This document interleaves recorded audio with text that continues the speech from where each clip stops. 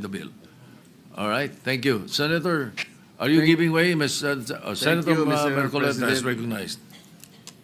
May I have the permission, Mr. President, to read your letter addressed to the House Infrastructure Committee dated September 8, 2025.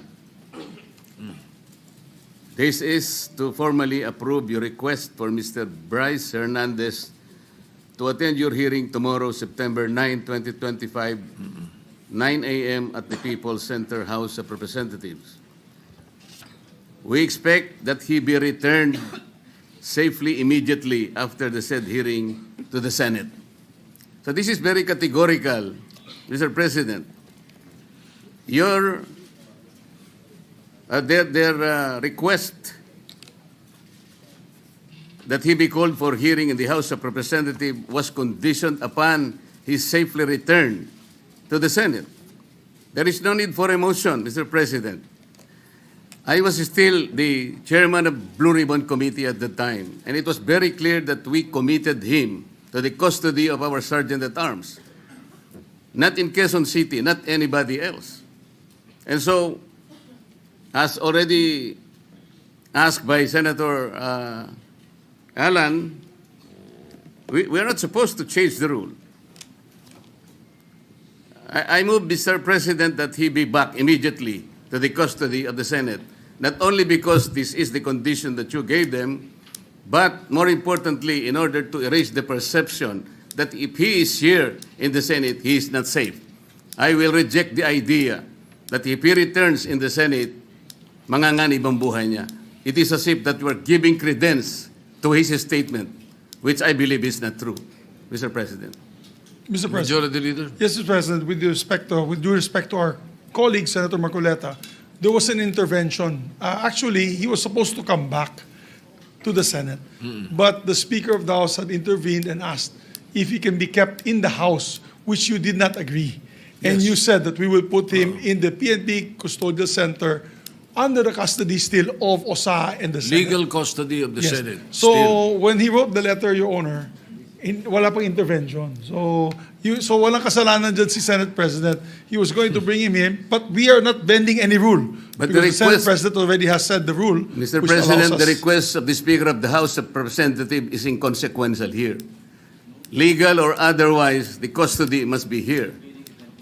They are only asking us to lend him to their committee.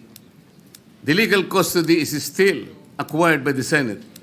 And then the committee was the one who ordered him to be legally detained in the custody of the Senate. The committee was the one who did that, not the Speaker of the House of Representatives. He could request that, but we are sorry to deny that maybe, because Mr. the President, legal custody, Mr. President, yeah. legal or physical, is still with the Senate. Mr. President, I Yes. think the points raised by Senator Marcoleta are valid. I think at that time, the witness had no fear of his life, but now he has fear of his life. We will guarantee that he's safe, even if he's in the Senate. No, that's why we're guaranteeing his safety if he's here in the Senate. But let's also be transparent, Your Honor, because I think the question there is, kung meron bang mag-iimpluwensya pa sa kanya. That Diba? was the point of the Later on. minority leader. Correct. There might be a perception that if he is here, he might be influenced by someone.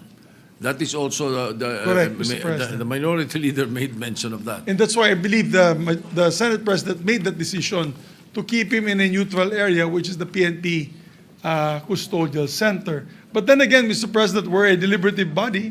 If the body would wish him back here to the Senate, then we can discuss it further. Mr. President, just a quick intervention. Go ahead, Senator Lacson. I would like to echo the earlier manifestation of the majority leader. Yung letter po ng ating Senate President was valid before the intervening event occurred.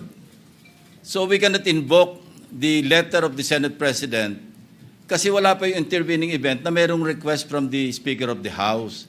And the Senate President, using his own wisdom, granted the request, but we have not given the legal custody of Brice Hernandez to the House. we still maintain or retain the legal custody over his person. And as I mentioned earlier, kung kailangan siya ng House, they will have to seek permission from the Senate President. Again, yes, they are not in Thank you, custody. Mr. President. Yes, Mr. Senator De La Rosa, President. yes, go ahead. Thank you, Mr. President. Mr. President, You know, Let Senator De La Rosa speak first. Go ahead. we have a very sad experience, Mr. President. Because if the reason why the Speaker requested for Brice Hernandez to be detained not in the Senate, because for fear of being influenced by anybody or any member of the Senate, alam mo, Mr. President, Colonel Grijaldo nag-testify dito sa ating committee about the wrongdoings of the members of the Quadcom. Nagsumbong siya dito, Mr. President. And after he read his statement, sabi niya sa amin, Sir, can I be protected by the Senate? Dahil alam kong pinag-initan ako ngayon ng House. So, I share the information to the committee and even to the leadership of the Senate. But the following day, or the days after, he was required to appear before the Quadcom and he was cited in contempt. Nang siya ay na-contempt, kinulong siya doon. At nang kinulong siya doon, look, what happened? Binubombard siya doon, pinupuntahan siya doon at sinasabihan na huwag yung gusto namin na mangyari, gawin mo na para makalabas ka na dito sa kulungan. Hindi nag-give in si Colonel Grijaldo, kinulong siya hanggang natapos ang 19th Congress. So, Mr. President, sila ay takot sa kanilang ginagawa mismo. Hindi po yan gagawa ng Senado na mag-impluensya ng resource person. Never pa nangyari yan na mayroong pumunta doon sa baba, tinakot yung nakakulong contempt, cited in contempt na resource person. Gawain nila yan sa House of Representatives. Ginawa nila kay Colonel Grijaldo. Kaya huwag tayong basta-basta bumigay sa kanila dahil we should be independent from them, Mr. President. Hindi natin sila dapat sundin kung anong kagustuhan nila. We have to stand on our own. Thank you, Mr. President. Mr. President, Yes, Senator Marcoleta. noong pong September 8, 2025, ako pa rin po ang chairman ng Blue Ribbon Committee. Ang Blue Ribbon Committee po ang nag-approve ng legal and physical custody nung ma-cite in contempt si Brice Hernandez. Nung makiusap po ang Speaker ng House of Representatives sa inyo, di po ba dapat nakonsulta naman ang chairman ng Blue Ribbon Committee? Dahil kami po, ginawa namin yon through the collective wisdom of the committee.